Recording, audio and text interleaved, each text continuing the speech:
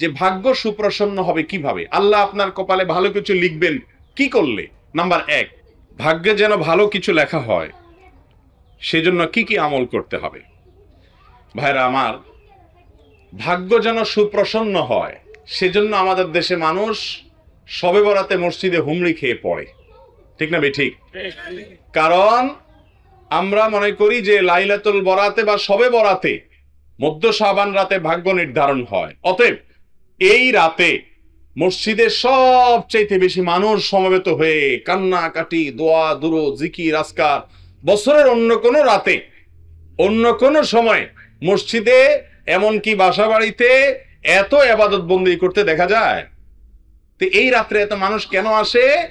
আল্লাহু আলাম, বাহ্যিক দৃষ্টিতে এটাই মনে হয় যে এই রাতে এত মানুষের ভিড় এই জন্য হয় যে এই রাতে এসে একটু আল্লাহর কাছে কান্নাকাটি করে আল্লাহকে একটু কোন রকম যদি আমি একটু চেষ্টা করে বাইলটা আমার পক্ষে ভাগ্যটারে লেখাই নিতে পারি, তাইলে সারা বছর আমার আর পায় কি, ঠিক না ঠিক? অথচ বছরের ইবাদতের জন্য সবচেয়ে সেরা এবং শ্রেষ্ঠ রাত কোনটা? লাইলাতুল কদর, শবে কদর রমজানের শেষ দশকে আছে। সেই রাতে ইবাদতের জন্য এত চেষ্টা আমাদের হয় না। ভাইরা আমার, আপনার ভাগ্যে ভালো কিছু লেখা হোক এটা যদি আপনি চান, প্রথম কথা হলো ভাগ্য লেখনটা কখন হয়? সূরা দুখানের আয়াত থেকে বোঝা যায় এটা লাইলাতুল কদরে হয়। কারণ আল্লাহ বলেছেন, কোরআশে এখানে 1 থেকে 4 আয়াতগুলোর মধ্যে আছে, শুরুর 2-3টা আয়াতের মধ্যে আল্লাহ বলেছেন, ইন্না আনজালনাহু ফি লাইলাতিন মুবারাকাহ, আমি কোরআনকে একটা বরকতময় রাতে নাজিল করেছি। সে রাতটা কোনটা? কোরআন নাজিল হয়েছে কোন রাতে? লাইলাতুল কদরে। দলিল আল্লাহ কোরআনেই বলেছেন, ইন্না আনজালনাহু ফি লাইলাতিল কদর, লাইলাতুল কদরে কোরআন নাজিল করেছি। তাহলে যেই রাতে কোরআন নাজিল করেছি, আল্লাহ এর পরের আয়াতে বলছেন, ফিহা ইউফরাকু কুল্লু আমরিন হাকিম, সে রাতে সব গুরুত্বপূর্ণ বিষয়গুলো ধার্য করা হয়, ফরক করা হয়। তাহলে ভাগ্য নির্ধারণটা হয় মূলত লাইলাতুল, যদিও বান্দাকে সৃষ্টি করার 50,000 বছর আগে আল্লাহ তাআলা অনেক কিছু তাকদীর ঠিক করে রেখেছেন, সেটার আবার বাৎসরিক যে বাজেট সেটা হয়ে থাকে লাইলাতুল কদরে। যাই হোক, শবে বরাতে ভাগ্য নির্ধারণ হওয়ার ব্যাপারে যে সমস্ত বর্ণনা আছে সেগুলোর কোনোটি সহিহ বা বিশুদ্ধতার মানদণ্ডে উত্তীর্ণ নয়। এবার আসি মূল বিষয়, যে ভাগ্য সুপ্রসন্ন হবে কিভাবে, আল্লাহ আপনার কপালে ভালো কিছু লিখবেন কি করলে।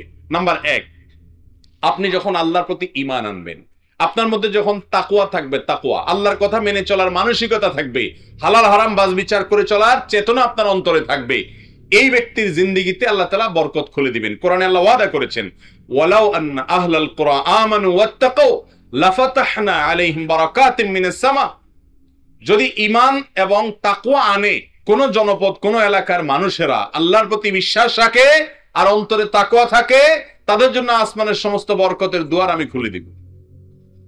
আপনারা বলতে পারেন, হুজুর ঈমান আনলে, তাকওয়া অনুযায়ী চললে, আল্লাহর আদেশ মেনে চললে যদি সব ভাগ্যে ভালো কিছুই লেখা হয়, তো আফ্রিকার মুসলমানদের এত দুরবস্থা কেন?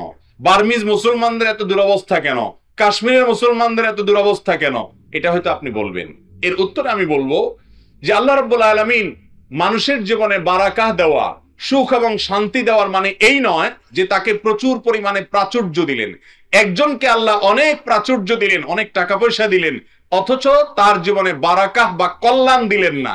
সে টাকা পয়সা বহন করলো ঠিক, কিন্তু সুখ এবং সমৃদ্ধি, মানসিক যে প্রশান্তি, এই প্রশান্তিটা সে অর্জন নাও করতে আছে না নাই?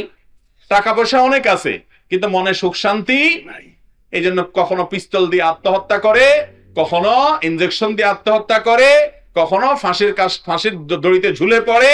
এই সব হয় ওই কারণে যে অন্তরে কি থাকে না, শান্তি থাকে।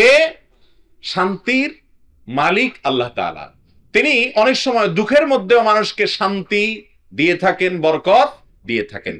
প্রকৃত কল্যাণের অধিকারী যদি হতে চান, আপনার কপালে কল্যাণ লেখা হোক এটা যদি চান, তাহলে আপনাকে আল্লাহর প্রতি ঈমান এবং তাকওয়া আনার চেষ্টা করতে হবে। ভাইরা আমার, আমাদের দেশে বেশিরভাগ মুসলমানরা বা সারা দুনিয়াতেই আমরা মনে করি যে আল্লাহ আমাকে এক গাদা টাকা দিয়ে দিলে, অনেকগুলো সম্পদ দিয়ে দিলে, বিশাল ব্যাংক ব্যালেন্স হয়ে গেলে, অনেক জমি জমা হয়ে গেলে, অনেক পাওয়ার হয়ে গেলে আমি বোধহয় আল্লাহর প্রিয় পাত্র হয়ে গেলাম।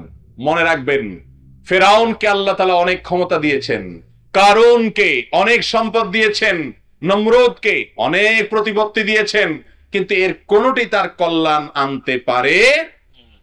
এই সমাজে বহু মানুষ আছে অনেক সম্পদ প্রভাব নিয়ে চলে, কিন্তু মানসিক প্রশান্তি নেই, আল্লাহ তাআলা তাকে কল্যাণ। আবার অনেক গরিব মানুষ আছে আল্লাহ তাআলা তাকে অনেক সুখে রেখেছেন, এই জন্য ওই আল্লাহর বান্দা তিনি সুখী মানুষ অথচ সম্পদ নাই, এই জন্য সুখের সাথে সবসময় সম্পদের সম্পর্ক থাকে। একবার বলে এক রাজা, তিনি রাস্তা বের হয়েছেন সুখী মানুষের জামা নেয়ার জন্য। তো একবার খুঁজতে খুঁজতে খুঁজতে এক লোক পাইছে, তার গায়ে ছালার একটা চট আছে। তো দেখলো যে লোকটা রাস্তার ধারে শুয়ে নাক টেনে ঘুমায়, পাশ দিয়ে ট্রাক যায়, বাস যায়, কোনো তার বিহিত নাই, ঘুম আর ঘুম, শান্তি আর শান্তি। তখন লোকটা চিন্তা করলো যে কি খাইছে না খাইছে, তারপরে এত আরামের ঘুম, ঘুমটা যদি আরামের হয় লোকটার মনে শান্তি আছে, এটা বুঝাই যায়। লোকটা ঘুম থেকে উঠার পর বললেন, ভাই আপনার মনে কোনো অশান্তি আছে? কয় না, কোনো অশান্তি নাই, রাজ্যের সব সুখ আল্লাহ আমাকে দিয়েছে, কোনো টেনশন বলতে কিচ্ছু নাই আমার। বলে যে ভাই তাহলে আপনার এই যে গায়ে যে চটটা আছে এটা আমাকে দিয়ে দেন, বিনিময়ে আপনাকে আমি এত লাখ টাকা দেব। আমার কোনো শান্তি পাইতেছি না ভাই, ঘুম আসে না, ঘুমের বড়ি খেয়েও ঘুম আসে না, আর অশান্তি, ডিপ্রেশন এগুলো আমাকে সারাক্ষণ তাড়া করে। মানুষ দেখে যে আমি অনেক সুখে আছি, আসলে সুখ জিনিসটা আমাকে আল্লাহ তাআলা দেন নাই, কিছু ভোগ করি, বাট সে ভোগে আমাকে তৃপ্তি দিতে পারে না। তখন সেই চটালা রাস্তার পাশে শুয়ে থাকা গরিব মানুষটা নাকি তার গায়ের চটটা খুলে তাকে দিছে, বিনিময়ে ওই ভদ্রলোক অনেকগুলো টাকা তাকে দিয়ে গেছে। টাকা দেওয়ার পর এই ভদ্রলোক এই টাকাগুলা চিন্তায়, কি করবে, কোথায় রাখবে, কে নিয়ে যায়, কে না নিয়ে যায়, কে ডাকাতি করে, এই টেনশনে এবার এর ঘুম হারাম হয়ে গেছে। এবার সে ওই লোককে খুঁজতে খুঁজতে খুঁজতে অনেক কষ্ট করে পাইছে, পাইয়া বলে ভাই এই নেন তোমার টাকা। তারে টাকা ছুড়ে মেরে দিয়ে বলছে, ভাই এই নেন আপনার টাকা, আল্লাহর হস্তে আমার সেই চটটা ফেরত দেন, আপনার এই টাকা আমার ঘুম এবার হারাম করে দিস। ভাইরা আমার, কথা কিন্তু বাস্তব। আল্লাহ তাআলা যাকে শান্তি দিবেন না, সম্পদের পাহাড় দিয়েও শান্তি দিবেন না। শান্তি কিন্তু আল্লাহর আনুগত্যে আছে। অতএব আপনার ভাগ্যে আপনি যদি কল্যাণ চান, টাকা চান না কল্যাণ চান? কল্যাণ চান। সুখ চান না পয়সা চান? যদি সুখ এবং কল্যাণ চান, প্রথম কাজ হলো ঈমান এবং তাকওয়া লালন করতে হবে। মুত্তাকিরা কষ্টের মধ্যেও হাসে, দুঃখের মধ্যেও হাসে। নমরুদ প্রাসাদে থেকেও শান্তি পায়নি, ইব্রাহিম আলাইহিস সালাম অগ্নিকুণ্ডে থেকেও শান্তি পেয়েছেন। অতএব আপনি যদি সুখ এবং শান্তি চান, আপনার ভাগ্যে কল্যাণটা লেখক আল্লাহ তাআলা, সুখটা লেখক আল্লাহ তাআলা, যদি চান আল্লাহর প্রিয় বান্দা হওয়ার চেষ্টা করেন। নাম্বার 2, আত্মীয়তার বন্ধন রক্ষা করা, এটা ভাগ্য সুপ্রসন্ন হওয়া, কপালে ভালো কিছু লেখা হওয়ার অন্যতম একটা বড় কারণ। নবী করিম সাল্লাল্লাহু আলাইহি সাল্লাম বলেছেন বুখারীর হাদিসে, মান সাররাহু আন ইউবসাতা লাহু ফি রিজকি আও ইউনসালাহু ফি আসারি ফালিয়াসিল রাহিমা। যে ব্যক্তি চায় তার রিজিক আল্লাহ তাআলা অনেক বাড়িয়ে দেখ, রিজিকে বরকত হোক, কল্যাণ হোক, তার হায়াত এবং জীবনে বরকত হোক, এটা যদি কেউ চায় তাহলে সে যেন আত্মীয়তার বন্ধনগুলো রক্ষা করে। রক্ত সম্পর্কীয় আত্মীয়, ভাই বেরাদার, আপনার বোন, ভাতিজা, আপনার ফুফু, আপনার চাচা, আপনার মামা, খালা, এই যে রক্ত সম্পর্কীয় মানুষগুলো আছেন, বাবা মা তো বটেই, এই মানুষগুলোর সাথে যদি আপনি খুব বেশি যোগাযোগ রাখেন, সংযুক্ত রাখেন, সম্পৃক্ত থাকেন, ভালো সম্পর্ক রাখেন, হাই হ্যালো রাখেন, সাধ্য অনুযায়ী পাশে দাঁড়ান, আর কিছু না হোক সম্পর্ক যেন খারাপ না হয় সে চেষ্টা করেন, তাহলে আপনার জীবনে বরকত নেমে আসবে ইনশাআল্লাহ।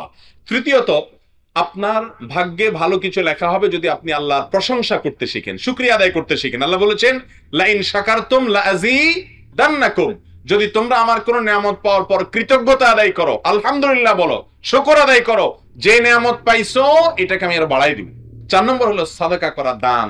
দানে ধন বাড়ে। আপনারা দেখেছেন গ্রামে বিশেষ করে চাপকল আছে না, চাপকল যখন পানির লেয়ার নিচে নেমে যায়, আপনি জগে করে পানি নিয়ে আসেন, এই পানিটা আনার পর কি করেন আপনি? আপনি কি সেগুলো ঢেলে আরো চাপ দেন, নাকি বলেন না বাবা যেটুকু আছে এটুকু আমার কাছে থাকুক, যদি মোটেও পানি না ওঠে তাহলে কি হবে, তার সাথে যেটুকু আছে এটুকু আমি ধরে রাখি? এটা করে কেউ? বরং যেই জগ আছে ওই জগ দিয়া চাপ শুরু করে, এরপরে এমন পানি উঠে যে আর জগ ভরেও কুলান যায় না। এবং নাম্বার 5 এবং সর্বশেষ এই নাম্বারটি বলবো, সেটা হলো বেশি বেশি আল্লাহর কাছে ইস্তিগফার করা, এটা জীবনে বরকত নাজিল হওয়ার কারণ। ধন্যবাদ প্রিয় দর্শক সম্পূর্ণ ভিডিওটা দেখার জন্য। আশা করি আপনারা যে যে কারণে ভিডিওটা দেখছেন আপনারা বুঝতে পারছেন। তার পাশাপাশি অনেক প্রশ্নের উত্তরও জুড়ে দিল।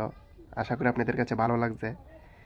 প্রতিনিয়ত ইসলামিক ভিডিও দেখতে আমার চ্যানেলটা অবশ্যই সাবস্ক্রাইব করে রাখবেন। আর কী কী ভিডিও দেখতে চান কমেন্টে জানিয়ে দিবেন। ভালো লাগলে লাইক করবেন, বন্ধুদের কাছে অবশ্যই শেয়ার করবেন। এইসব ধরনের ইসলামিক ভিডিও যেন তারা দেখতে পারে। কীভাবে ইসলামের প্রতি একজনকে আরেকজন ফিরে আনা যায় এই চেষ্টা অবশ্যই করব। আসসালামু আলাইকুম।